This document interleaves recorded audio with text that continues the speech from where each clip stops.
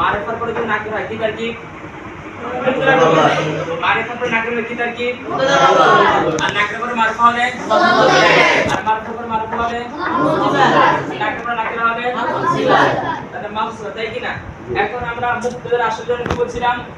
মারিফা। মুবতাদার আসল কি? মারিফা। খবরের আসল নাকিরা।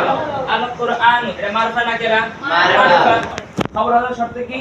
নাকিরা হবে। আর মারিফা নাকিরা শুধু এসএম হয়, ফেল হলো জীবন মারিফা নাকিরা হতে পারবে? জীবন হবে না। তাহলে এসএম তো কয় প্রকার পেলাম আমরা? দুই প্রকার। এসএম কে প্রকার, এসএম দুই প্রকার। এক নাম্বার মারিফা, দুই নাম্বার নাকিরা। মারিফা সব প্রকার, এর সাথে মারিফা কয় প্রকার? মারিফা সব প্রকার। এক নাম্বার মুদমারাত, একের সাথে এক নাম্বার মুদমারাত।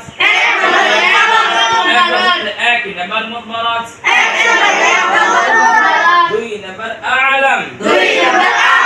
তিন নাম্বার আসমাউল ইশারা। তিন নাম্বার